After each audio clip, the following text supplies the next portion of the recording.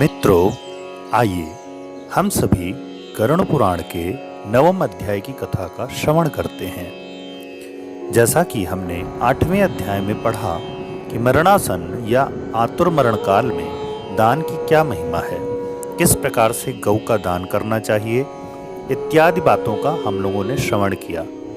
अब 9वें अध्याय की कथा में मरणासन्न व्यक्ति के निमित्त किए जाने वाले कृत्यों का वर्णन भगवान श्री नारायण ने गरुड़ जी से किया। गरुड़ जी बोले, हे प्रभु, आपने आतुरकालिक दान के संदर्भ में भली भांति कहा। अब म्रियमाण अर्थात मरणासन्न व्यक्ति के लिए जो कुछ करना चाहिए, कृपा करके उसे आप कहिए। तब श्री भगवान बोले, हे ताक्षर्य, जिस विधान से मनुष्य मरने पर सद्गति प्राप्त करते हैं, शरीर त्याग करने की उस विधि को मैं कहता हूँ, सुनो। कर्म के संबंध से जब प्राणी अपना शरीर छोड़ने लगता है तो उस समय तुलसी के समीप गोबर से एक मंडल की रचना करनी चाहिए। वहां उस मंडल के ऊपर तिल बिखेर कर कुशों को बिछाएं। तदंतर उनके ऊपर श्वेत वस्त्र के आसन पर शालिग्राम शिला को स्थापित करें। जहां पाप, दोष और भय को हरण करने वाली शालिग्राम शिला विद्यमान है, उनके सन्निधान में मरने से प्राणी की मुक्ति सुनिश्चित होती है। जहाँ जगत के ताप का हरण करने वाली तुलसी वृक्ष की छाया है, वहाँ मरने से सदैव मुक्ति ही होती है। जो मुक्ति दान आदि कर्मों से दुर्लभ है, जिसके घर में तुलसी वृक्ष के लिए स्थान बना हुआ है, वह घर तीर्थ स्वरूप ही है। वहाँ यम के दूत प्रवेश नहीं करते।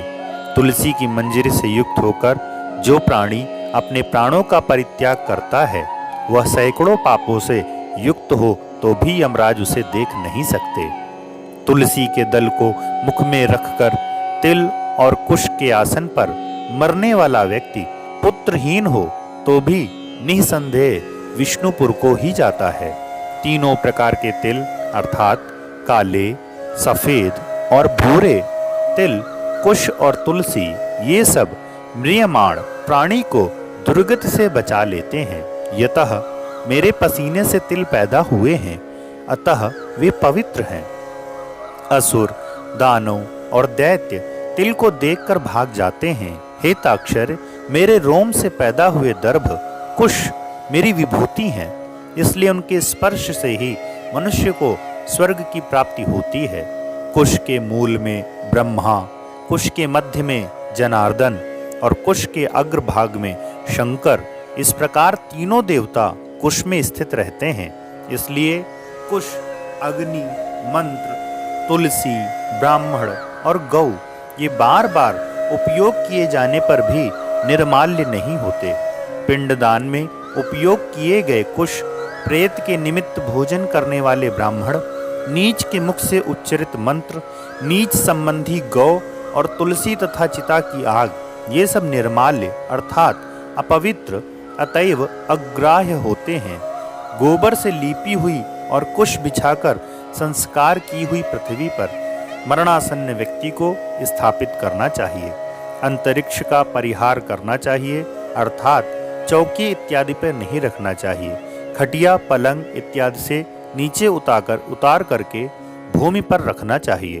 ब्रह्मा, विष्णु, रुद्र तथा अन्य सभी देवता और हुताशन, अग्नि, ये सभी मंडल पर विराजमान रहते हैं। इसलिए मंडल की रचना करनी चाहिए। जो भूमि लेप रहित होती है अर्थात मल मूत्र आदि से रहित होती है, वह सर्वत्र पवित्र होती है। किंतु जो भूमि भाग कभी लीपा जा चुका है, यह मल मूत्र आदि से दूषित है, वहाँ पुनः लीपने पर उसकी शुद्धि हो जाती है। बिना लीपी हुई भूमि पर और चारपाई आदि पर या आकाश में भूमि की सतह से ऊपर राक्षस, पिशाच, भूत, प्रेत और यमदूत प्रविष्ट हो जाते हैं। इसलिए भूमि पर मंडल बनाएं। बिना अग्निहोत्र, श्राद्ध, ब्राह्मण भोजन, देव पूजन और आतुर व्यक्ति का स्थापन नहीं करना चाहिए। इसलिए लीपी हुई भूमि पर आतुर व्यक्ति को लिटाकर उसके मुख में स्वर्ण और रत्न का प्रक्षेप करके शालग्राम स्वरूपी भगवान विष्णु का चरणोदक देना चाहिए। जो शालग्राम शिला के जल को बिंदु मात्र भी पीता है वह सभी पापों से मुक्त हो वैकुंठ लोक में जाता है। इसलिए आतुर व्यक्ति को महापातक को नष्ट करने वाले गंगा जल को देना चाहिए। गंगा जल का पान सभी तीर्थों में किए जाने वाले स्नान दानादि के पुण्य रूपी फल को प्रदान करने वाला है। जो शरीर को शुद्ध करने वाले चंद्रायण व्रत को 1000 बार करता है और जो एक बार गंगा जल का पान करता है वे दोनों समान फल वाले हैं। हे ताक्षर, अग्नि के संबंध से जैसे रुई का नाश हो जाता है उसी प्रकार गंगा जल से पाप भस्मसात हो जाते हैं। जो सूर्य की किरणों से संतप्त गंगा के जल का पान करता है वह सभी योनियों से छूटकर हरि के धाम को प्राप्त होता है। अन्य नदियां मनुष्यों को जलावगाहन अर्थात स्नान करने पर पवित्र करती हैं, किंतु गंगा जी तो दर्शन, स्पर्श, पान अथवा गंगा इस नाम का कीर्तन करने मात्र से सैकड़ों हजारों पुण्य रहित पुरुषों को भी पवित्र कर देती हैं। इसलिए संसार से पार लगा देने वाले गंगा जल को पीना चाहिए। जो व्यक्ति प्राणों के कंठगत होने पर गंगा गंगा ऐसा कहता है वह विष्णु लोक को जाता है और पुनः भूलोक में जन्म नहीं लेता। प्राणोत्क्रमण अर्थात प्राणों के निकलने के समय जो पुरुष श्रद्धा युक्त होकर मन से गंगा का चिंतन करता है वह भी परम गति को प्राप्त होता है। अतः गंगा का ध्यान, गंगा को नमन, गंगा का स्मरण करना चाहिए और गंगा जल का पान करना चाहिए। इसके बाद मोक्ष प्रदान करने वाली श्रीमद् भागवत की कथा को जितना संभव हो उतना श्रवण करना चाहिए। जो व्यक्ति अंत समय में श्रीमद् भागवत के एक श्लोक, आधे श्लोक अथवा 1/4 श्लोक का भी पाठ करता है वह ब्रह्मलोक को प्राप्त होकर पुनः संसार में कभी नहीं आता। ब्राह्मण, क्षत्रिय और वैश्य को मरण काल में वेद और उपनिषदों का पाठ तथा शिव और विष्णु की स्तुति से मुक्ति प्राप्त होती है। हे खग, प्राण त्याग के समय मनुष्य को अनशन व्रत, जल और अन्न का त्याग करना चाहिए और यदि वह विरक्त अर्थात द्विजन्मा हो तो उसे आतुर संन्यास लेना चाहिए। प्राणों के कंठ में आने पर जो प्राणी मैंने संन्यास ले लिया है ऐसा कहता है वह मरने पर विष्णु लोक को प्राप्त होता है, पुनः पृथ्वी पर उसका जन्म नहीं होता। इस प्रकार हे खग, जिस धार्मिक पुरुष के आतुरकालिक पूर्वोक्त कार्य संपादित किए जाते हैं उसके प्राण ऊपर के छिद्रों से सुखपूर्वक निकलते हैं। मुख, दोनों नेत्र, दोनों नासिका रंध्र तथा दोनों कान ये 7 ऊपर के द्वार छिद्र हैं। इनमें से किसी द्वार से सुकृति पुण्यात्मा के प्राण निकलते हैं और योगियों के प्राण तालु रंध्र से निकलते हैं। अपान से मिले हुए प्राण जब पृथक हो जाते हैं तब प्राणवायु सूक्ष्म होकर शरीर से निकलता है।